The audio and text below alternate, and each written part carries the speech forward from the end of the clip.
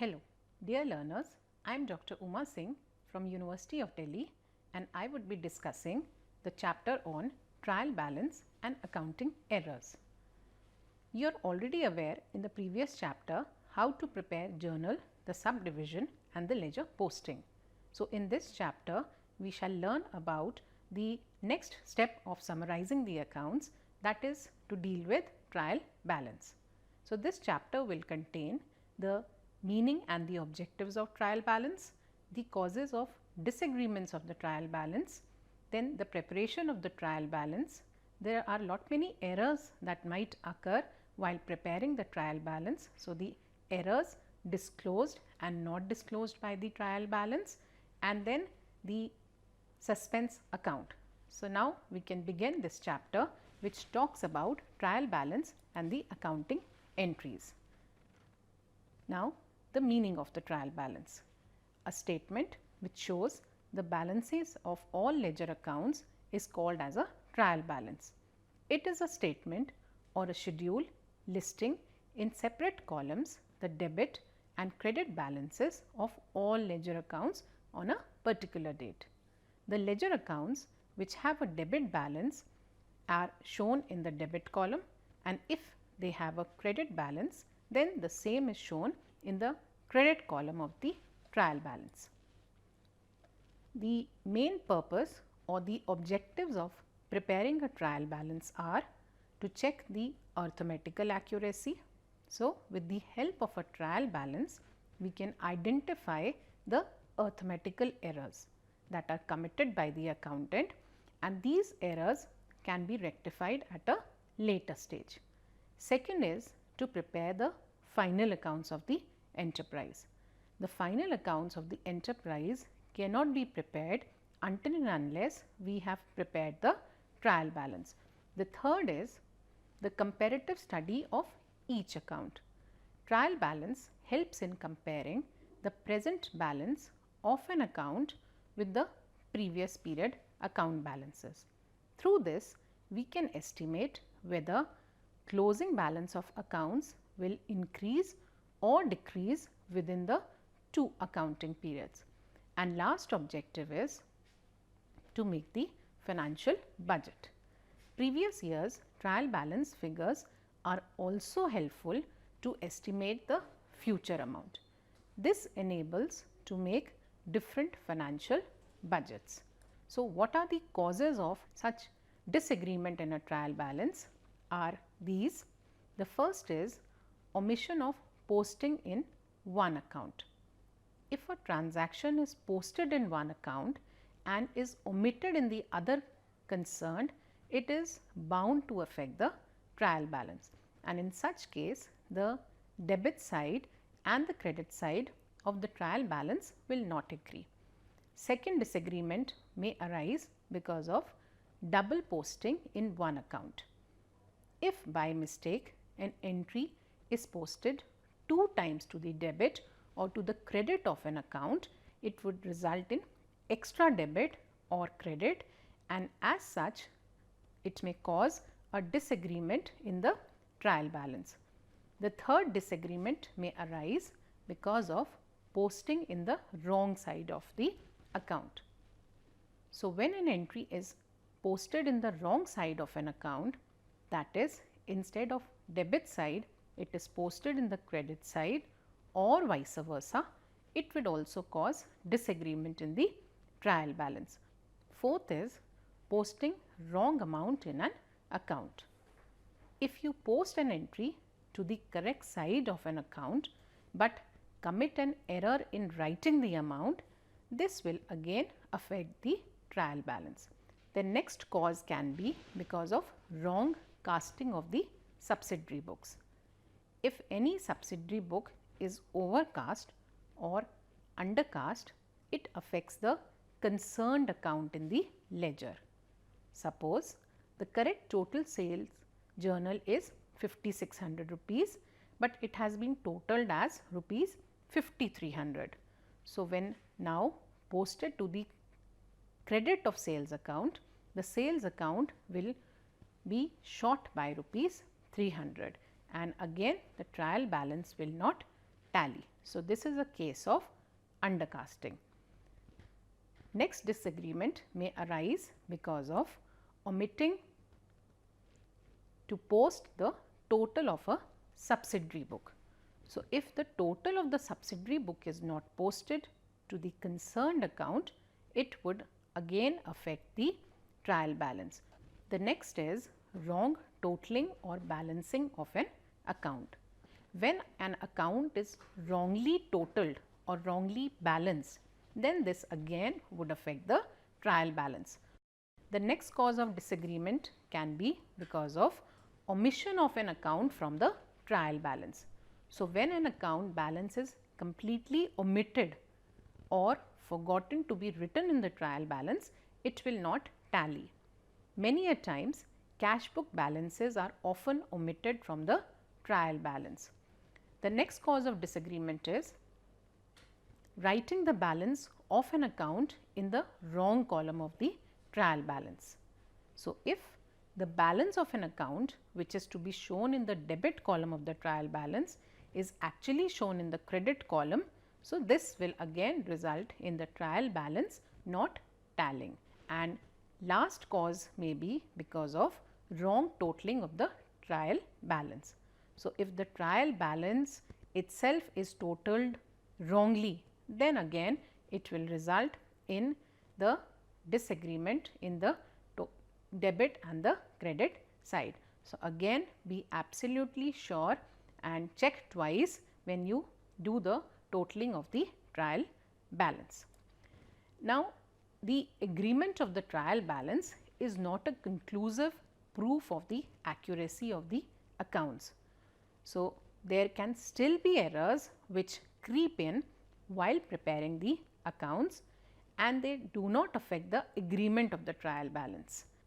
As the name suggests, these errors involve complete omission of the transaction from the books of accounts.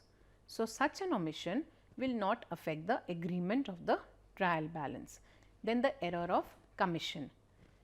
These types of errors happen due to the negligence of the accountants and cannot be located easily.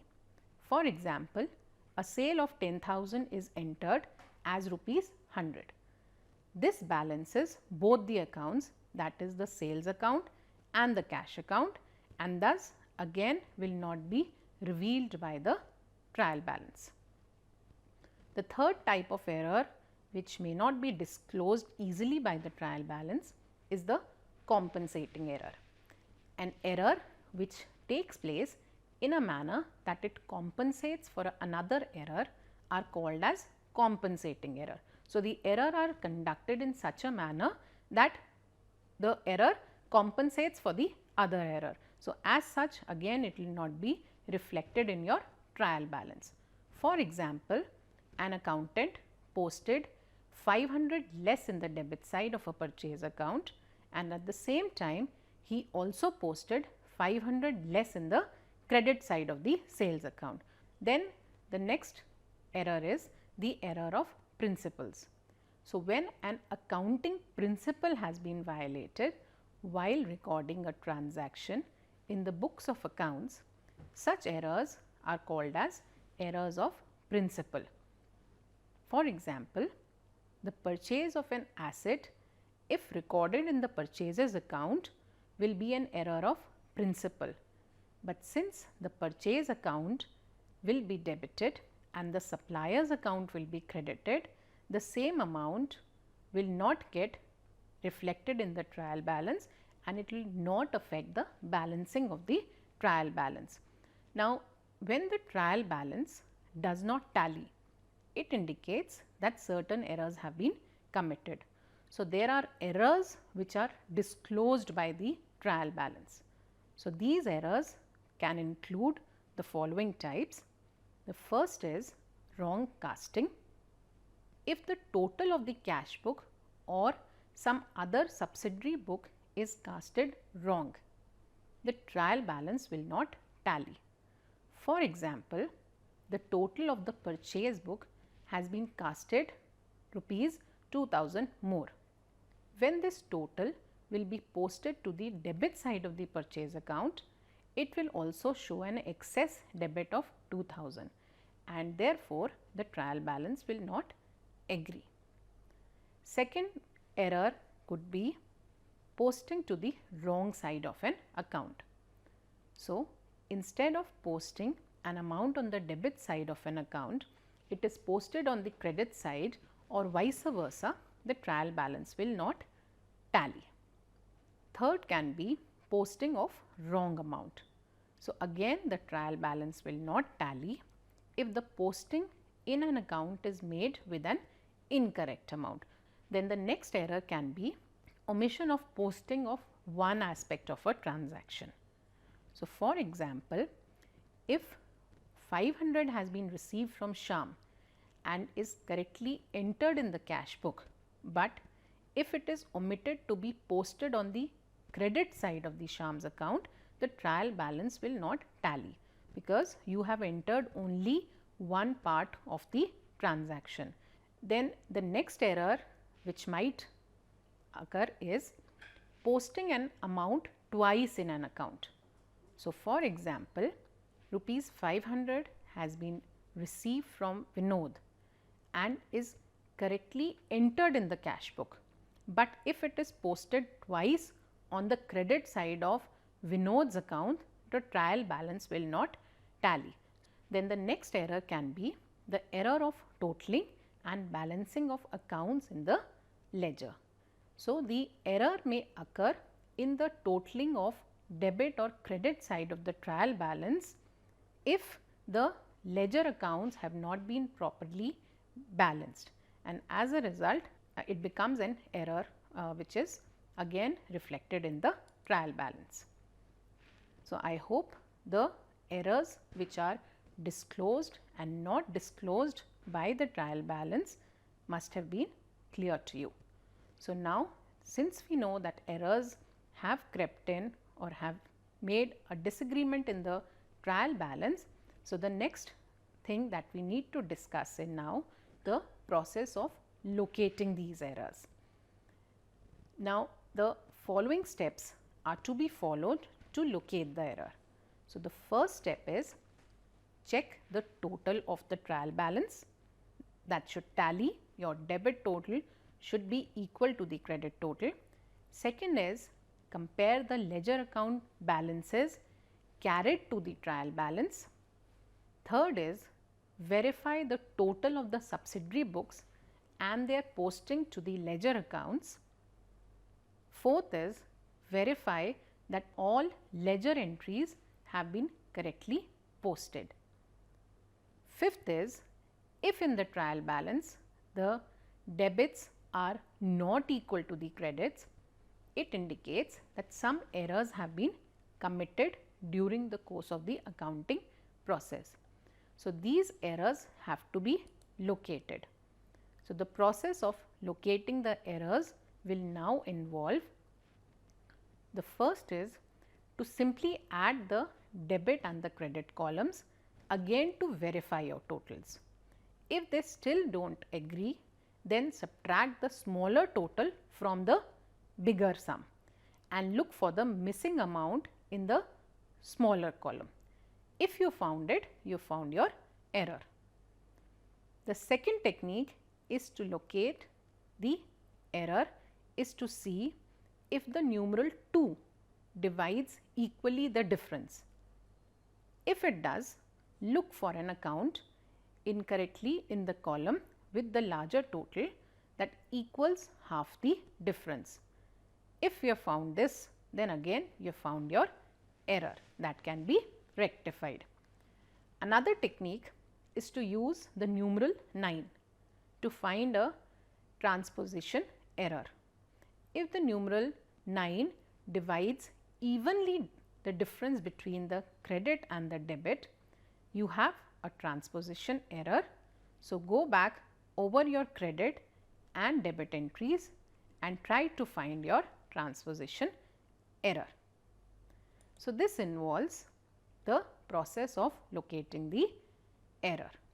Now, balancing the trial balance. After recording all the financial transaction in the subsidiary books and journal proper, the same are to be posted in the ledger.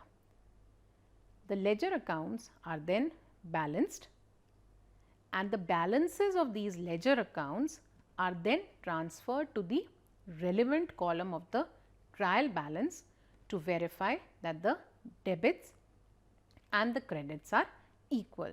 So, these are the steps to be followed for the purpose of preparing and balancing the trial balance. Now, this is how a trial balance format looks like. The first thing that you write while preparing the trial balance is the name of the firm. So, trial balance of so and so company. As on, then you mention the date as on which the trial balance is prepared, and the trial balance has 3 columns as you can see in the format.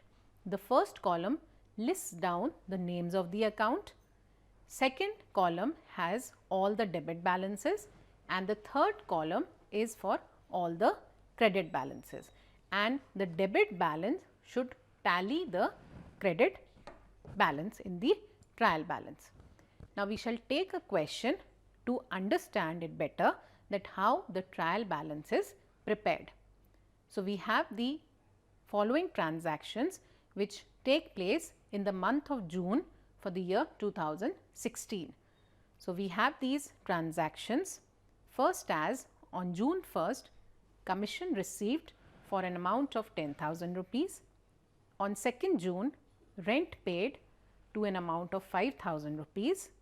Then June 5th, interest received to an amount of 6,000 rupees, and June 7th, brokerage paid for an amount of 2,000 rupees.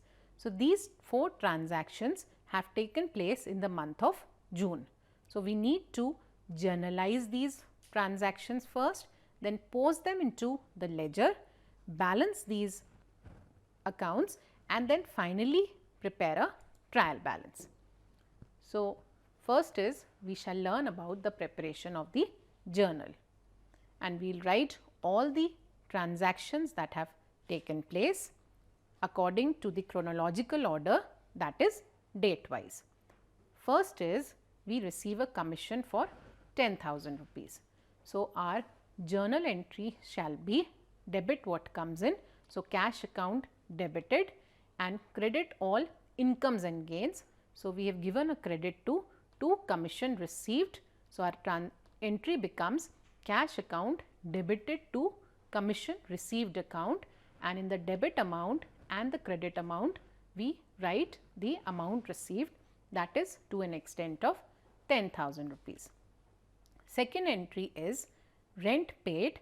So, debit all expenses and losses, and rent being an expense. So, we give a debit to the rent account. So, rent account debited and credit what goes out.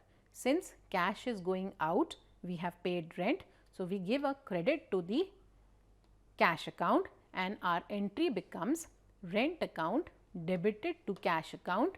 Again, in the debit and the credit column, we write the rent paid amount for rupees 5,000.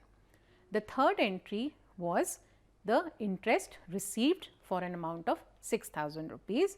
So, again we will make the journal entry as cash account debited, again credit all incomes and gains. So, interest received being an income, so it is credited. So, our journal entry becomes cash account debited to interest received account for an amount of 6,000, both in the debit and the credit amount. And the last transaction was the brokerage paid. So, brokerage account debit. So, debit all expenses and losses, and brokerage being an expense, it is debited and credit what goes out. So, again brokerage account debited to cash account to an extent of rupees 2,000 in both the debit and the credit column. The next step that follows is to post these journal entries into the ledger. So, we will open in the ledger all the 5 accounts, all the accounts that we have mentioned in the ledger: cash account, rent account, commission received account, interest received account and brokerage account, and we will do the ledger posting for them. So, first is the commission received account. So, our entry was cash account debited to commission received account. So, in the commission received account, we credited it in the journal. So, we will credit in the ledger account also, but the reference has to be made of the other account. So, on June 1st, we shall write in the particulars column by cash 10,000 rupees. Then we move forward and we prepare the next account, that is rent account. So, rent account, we paid rent. So, rent account debited to cash account. So, the entry would be rent account is debited. So, we will make the rent account debit, but again the reference being made of the other account. So, to cash account, and to is mentioned whenever we make the entry in the debit column. So, to cash account for an amount of 5,000 rupees. Then interest received account. So, our journal entry was cash account debited to interest received account. So, in the journal also we gave a credit to the interest received account. So, on the credit side of the ledger account of interest received account, we shall write by cash account for 6,000 rupees. Next we move on to the next ledger posting, which is of brokerage account. So, brokerage received. So, brokerage account debited to cash account. So, again to cash account 2,000 rupees, and then we prepare the cash account by debiting and crediting all the journal entries that we have posted in the journal. So, on the debit side, to commission, to interest received. So, these are the cash that we received in the form of commission and interest. So, we have given a debit in the cash account. Similarly, these were the amounts that we have paid. So, by rent 5,000 rupees and by brokerage 2,000 rupees. So, our second step for the preparation of trial balance was ledger posting. So, once the ledger posting is complete, then we move on to balancing the account. So, we have to balance all these 5 accounts and then we will transfer these balances to the trial balance. Now, coming again to the first account, the first was commission received account, and we had written in the credit column 10,000 rupees. So, we write 10,000 rupees, whichever side is greater, we write 10,000, like in this case 10,000 is greater on the credit side. So, we write 10,000 rupees on both the sides and we put a double line beneath it, and on the debit side we write to balance carried down 10,000 rupees, and this is prepared at the end of the month. So, although the entry took place on 1st June, we will balance the account on 30th June and we shall write to balance carried down 10,000 rupees. The same balance shall be transferred now on the first day to the next month by balance brought down 10,000 rupees. Similarly, we move on to the next account and we balance the rent account. Rent account had a debit balance of 5,000. So, 5,000 we write on both the debit and the credit side and we put double lines on this, and then on the credit side it becomes by balance carried down 5,000 rupees. This is again balanced on June 30th and the same gets transferred on July 1st to balance brought down, that is from the previous month we are transferring the balance to the next month as 5,000 rupees. The third account was interest received account and we had by cash 6,000 rupees. So, again the same pattern we follow and we have the carried down balance of 6,000 rupees on June 30th, which becomes the opening balance on 1st July for the next month to an extent of 6,000. Then we have the brokerage account and the same methodology is followed for the purpose of balancing the account, and on June 30th we have the balance of 2000, which again gets transferred on 1st July 2000 rupees. The last ledger posting was for cash account and we had made the following entries into it. So, to commission, to interest received 6000, by rent 5000 and by brokerage 2000 rupees. So, first we check the totals. The total on the debit side was greater than the total on the credit side. So, we put the balancing figure. So, 16,000 minus 7,000 gives us 9,000 rupees.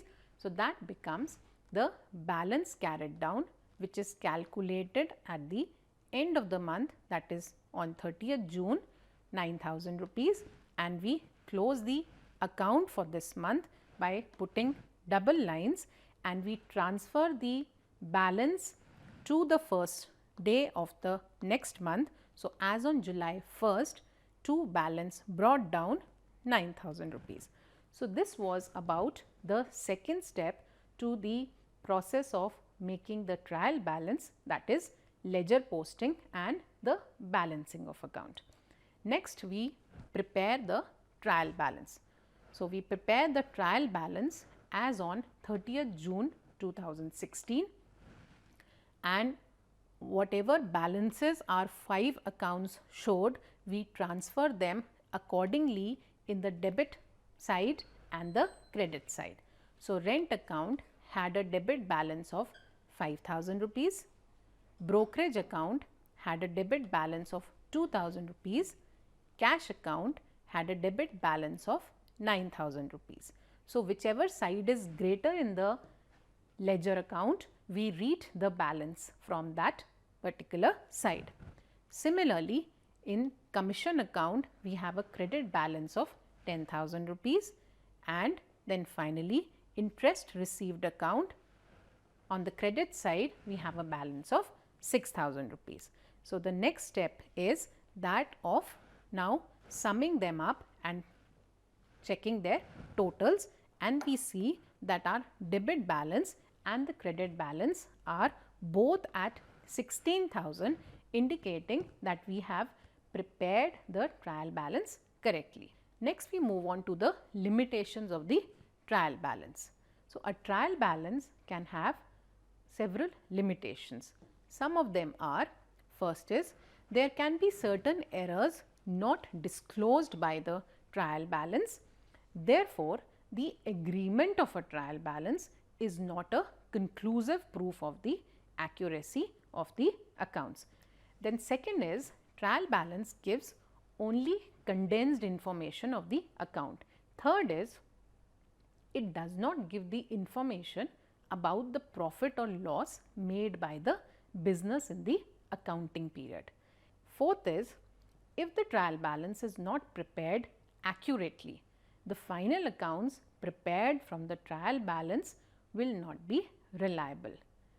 Fifth is, it does not ensure that all the transactions have been actually recorded in the subsidiary books. Next limitation is, it is prepared only by those enterprises which make use of the double entry system. So, these can be some of the limitations of a trial balance. Next, we move to discuss about the suspense account. Now, when the trial balance does not agree because of any type of error, then to prepare the final accounts, the difference is written in a special account which is called as a suspense account. The errors that affect the trial balance are rectified through the suspense account, and once all such errors are rectified, the suspense account opened to artificially balance the trial balance will finally be balanced. So, this is all that you have to learn in this chapter on trial balance and the accounting errors. I hope the trial balance chapter is useful to you and you would have followed that what are the steps to be taken for the preparation of trial balance and what are the different kinds of errors that can creep in while preparing the trial balance and the preparation of the suspense account. Thank you so much.